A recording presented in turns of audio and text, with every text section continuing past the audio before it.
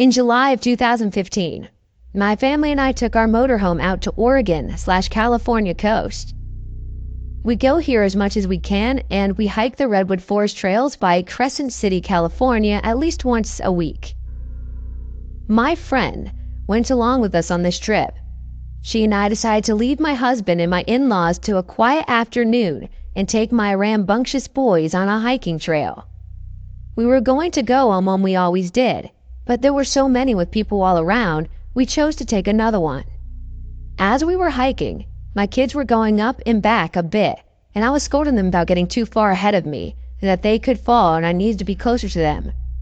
They would back up a bit and then do it again, much like any child. We had gone about a mile, passing people along the way, when we came to a bridge. There was a guy stopped at the end of it, and I don't know exactly what he was doing, but he gave me a weird feeling at first. But I collected my boys close to me as we came near. He just stared at us, without blinking. My friend came up behind us and happened to snap a faraway picture of our encounter. As we reached the end of the bridge, I had all my kids with me, and he was still just staring. Then he looked at me in the eye and said, "You know a fun game to play here?" I didn't really respond, but he answered anyway, "Hide and seek." At that point, my friend caught up with us and heard it too. We both were very creeped out when we got to the earshot, and we were just confused. But we did not want to double back and happen to meet him on our way back without weapons and my 3 young boys. We both picked up some sticks and decided to walk a bit further in hopes that he would come along with the group of people. My heart was racing. There isn't great cell service in the areas of this trail, though it is far from remote. When we happened along, more people turned up and turned around, and we headed back with them. About a half mile up, we saw the same guy walking back the other way. We hauled ass out of there, staying with as many people as possible. At one time, there was a man on his cell phone talking about someone on the trail. My assumption that he was reporting the man, but then I already was creeped out, so I was just ready to leave the area. Ever since then, I Googled to look for unsolved murders in that area, and I can't help it. We both just had that feeling. Even before he talked. After he talked, I was sure that he wanted to hurt or kill us. Maybe I'm paranoid, but I believe in following those spidey senses.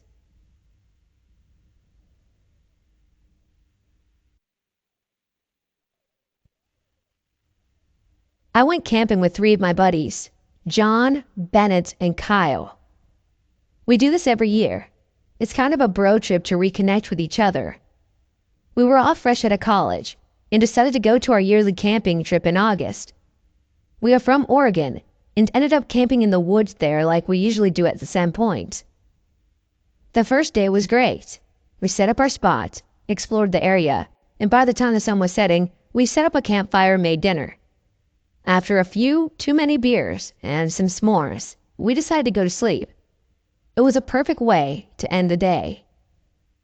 Our second day was basically the same thing. Hiking, food, 1 too many beers. But this night, we ended up being not so perfect. I remember watching some videos on YouTube, and we were laughing and it was interesting. As we finished the rest of the beers, we were wrestling around with each other like guys do, and John stopped messing around and froze. Everyone was confused, but John claimed he heard something nearby. I told him it was most likely a squirrel, and he said, no, it was most definitely not. He was scaring me at this point, and I decided to resume the tackling session, and I took him down. We forgot about the whole thing until about 10 minutes later. We were tired from wrestling and joking around, so we decided to put the fire out and head into the tent. We had a 6-person tent for anybody wondering, so we were all in one tent. Just as our only light source, besides our flashlights, went out, I heard a slight cackle. I assume it was one of those boys because we were all clearly a bit buzzed, so everything is fine. I wanted to see what was so funny, so I turned the flashlight directly into Bennett's face. I thought he was the one laughing. Bennett's face was white as a ghost. He looked at me and said, "Did you guys hear that?" I said, "The laughing?" And Kyle said, "That wasn't you." We were all shaken and decided to go into the tent, silent. As we got into the tent, I pulled out an axe that I used to cut the wood. It was the only source of protection we had. I was on the very end of the tent with Kyle and John, and in the middle was Bennett. We were all silent, but I knew we were all wide awake after hearing the laughing. We weren't exactly at an actual campsite where there were other people around. We just walked into the woods, found an open spot and set up camp here. We were about a mile from our car with barely any cell signal, so I guess you could say we weren't exactly in the safest position if there was a crazy maniac around. I got tired, so I dozed off. I have no idea how long I was sleeping before I heard laughing again. It's hard to describe other than it sounded menacing. It was frozen, and I didn't move. I didn't even try to look over to see if my buddies were awake. The axe was under my pillow. As I mustered enough strength to move to get the axe, I saw what looked like someone's finger pressed up against the tent, circling around the tent. Someone was definitely outside, walking around our tent, laughing. When they got to the front part of where the tent entrance was, they stopped. About 5 seconds went by before the person furiously shook the tent and screamed. That's when I knew my buddies were awake as well, because Kyle screamed like a little girl right after. Whoever was behind the tent laughed and again walked off. We laid there the rest of the night, wide awake and definitely sober. We didn't want to move out of pure fear that whoever was out there was still there. When the sun came up, we packed up everything and walked back to our car. We still go camping every year, but this time we go to legit camping sites. I now bring a judge or a gun with me, and not just an axe. Whoever was outside our campsite could have easily been a deranged homeless person, psychopath serial killer, meth head, or just an asshole playing a prank on us. But I sure as hell won't camp in a rural place anymore. Stay safe out there. It's a dangerous world we live in.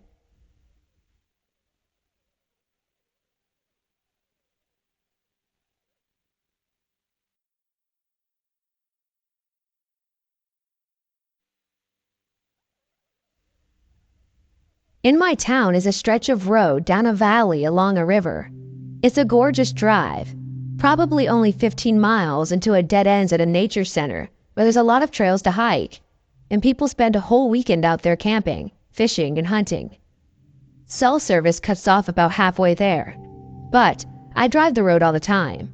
It's a good drive to take while infant naps in the car, and my toddler likes to look at all sorts of wildlife along the way. There are a few houses along the way, mostly tucked up into the side of the mountain hidden in the trees. But we usually pass a few people along the road for a jog or walking the dog.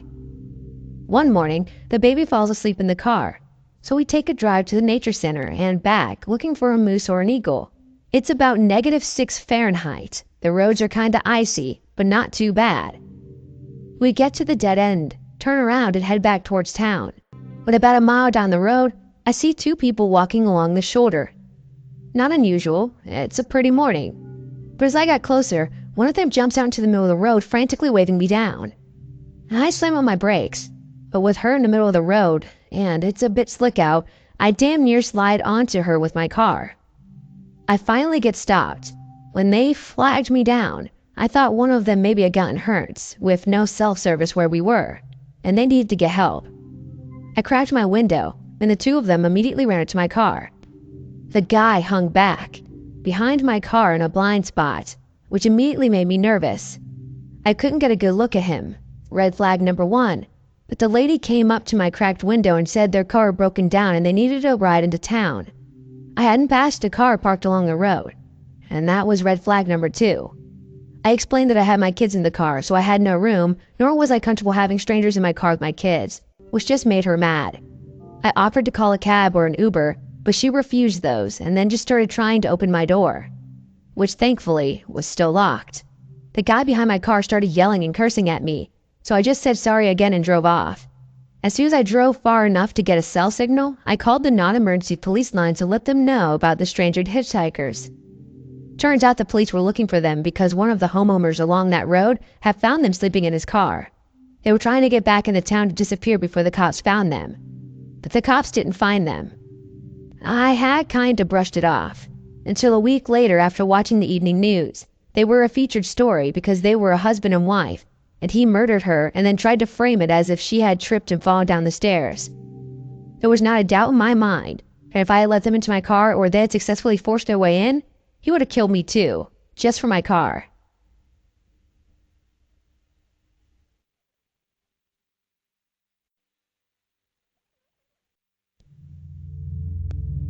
I grew up just north of New York City, living in a pretty densely populated metropolitan area. I always looked forward to the summer when my father and I went backpacking upstate. We had a spot about an hour north of Lake George in the Adirondacks and camped a few nights every summer. One trip, a few years back, we were driving to the trailhead on a long, narrow dirt road. We saw a car pulled over with a few people arguing outside the car. This isn't the most secluded spot in the world, so it is not uncommon to see another family. But it was weird that a car would be pulled over here with no real access to any trails. As we drove closer, a man walked over and waved at us. We assumed they were having car trouble. My father rolled down his window. Suddenly, a female in the group screamed, "Get away from him!" The man suddenly had a serious face and began sprinting towards us. He was tall and well-built and moving quickly. My father slammed on his brakes and quickly pulled the car to reverse. The man stopped and let out a sigh. We just sat there, parked, confused. The man reached towards us. We were a good 10 or so yards away. Then he darted off the road into the woods. Cautiously at this point, we drove slowly to the parked car. There were 3 women crying. They were his sisters, and apparently he had returned from home from the army a few months prior. According to the woman, shortly after he had begun acting odd and was diagnosed with PTSD, as well as early onset Alzheimer's disease. The women got back into her car and headed for town. They said they were going to the ranger station to get help locating him. The rest of the day was fairly uneventful. We hiked to our campsite, fished for a bit, and set up camp for the night. Sitting next to the fire, my father and I felt some strange vibes. We weren't sure whether the women were telling us the truth or if the man was trying to ask for our help. And what was more disturbing was the fact that we were camping only a few miles away from where this man ran off. We weren't sure if he was violent, armed, or if he had followed us. Typically, my father and I slept in separate Vivi tents, but we decided to stay in the shelter tonight. It was basically a small log cabin with 3 walls and an open front, where the fire pit was located. Neither of us slept too much that night. It probably just was my imagination, but I swear like I was being watched, though my father and I didn't hear footsteps or anything out of the ordinary. The next morning, I left the camp to take a leak. A few hundred feet away from our camp, I found a small fire pit right on the trail. I placed my hands on the ashes and they were soaked. Someone had a fire here very recently and poured water on it. We had food and supplies for 4 nights, but after I found that fire pit, we broke camp and left for the morning.